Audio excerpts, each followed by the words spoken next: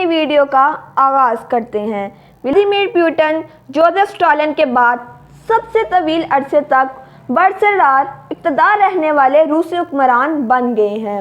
وہ بیک وقت روس کے صدر اور وزیر اعظم رہے۔ 5 فٹ 6 انچ قد کے پوٹن کو روس کا مرد آہن کہا جائے تو بے جانا ہوگا۔ انہیں شاید ہی کسی نے قہقہ لگاتے ہوئے دیکھا ہو۔ ضرورت پڑے تو وہ محض ایک مسکراہٹ سے کام چلا لیتے ہیں۔ جہاں مغربی معاشروں میں مسکراہٹ کو ایک مثبت سماجی رویہ اور شائستگی کی علامت سمجھا جاتا ہے، روسی عوام کے بارے میں ایک تاثر ہے کہ وہ بہت کم مسکراتے ہیں۔ روسی کہاوت ہے کہ بلا وجہ مسکرانا حماقت کے مترادف ہے۔ ان کا خیال ہے کہ مسکرانے کی کوئی وجہ ہونی چاہیے۔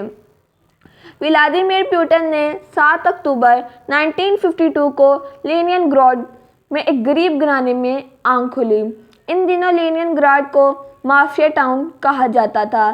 دوسری جنگ عظیم میں ان کے والد گرینیڈ لگنے سے شدید زخمی ہو گئے اور وہ بیچارے معذور ہو گئے۔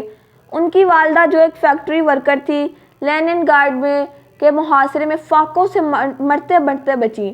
پوری فیملی لینن گراڈ میں بنیادی سہولتوں سے محروم ایک کمرے کے اپارٹمنٹ میں رہتی تھی، جہاں چوہے انہیں اس قدر تنگ کرتے رہتے تھے۔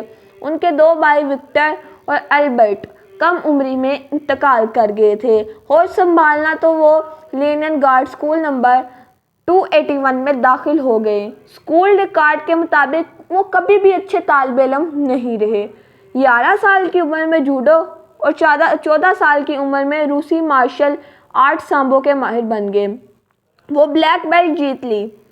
پوٹن کو بچپن سے ہی جاسوسی فلمیں پسند تھیں۔ جب ان کی عمر 16 برس ہوئی تو وہ بھرتی ہونے روسی انٹیلی جنس ایجنسی KGB کے دفتر پہنچ گئے، جہاں حکام نے انہیں کم عمری کی وجہ سے واپس کر دیا۔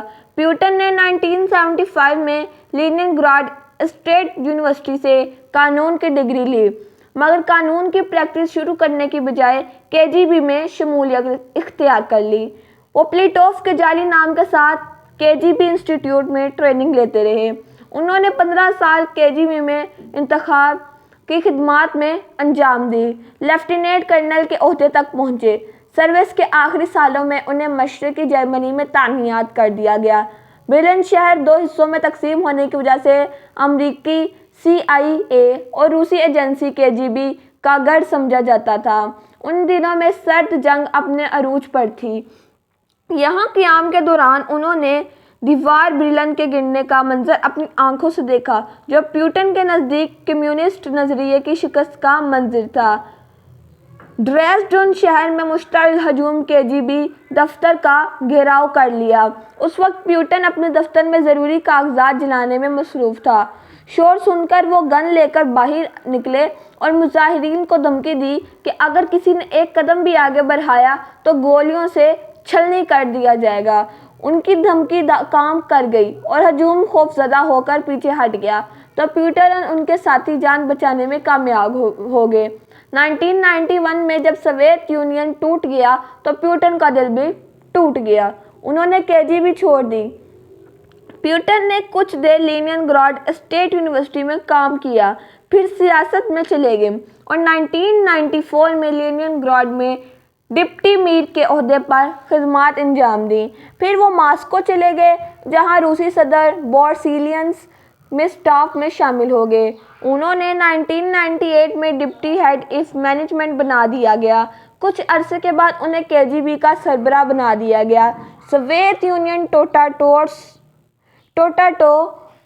تو روس کے معاشی بدحالی نے آ گھیرا۔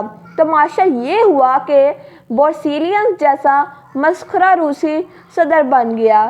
یلتسن کو آپ روس کا ڈونلڈ ٹرمپ بھی کہہ سکتے ہیں۔ یلتسن کا دور صدارت روس کا مشکل ترین دور تھا، جب روس میں کرپشن اور مافیا کا راج تھا، جس میں ایک سابق سپر پاور کے شہری غربت اور افلاس کی دلدل میں زندگی کے دن پورے کر رہے تھے۔ اس کی معیشت اس قدر زبوں حالی کا شکار تھی کہ روس اپنی بقا کے لیے امریکی اور مغربی ممالک کا محتاج ہو گیا، جن کا رویہ انتہائی توہین آمیز تھا۔ اور انہوں نے اپنی من پسند شرائط کے تحت اسے مالی وسائل فراہم کیے۔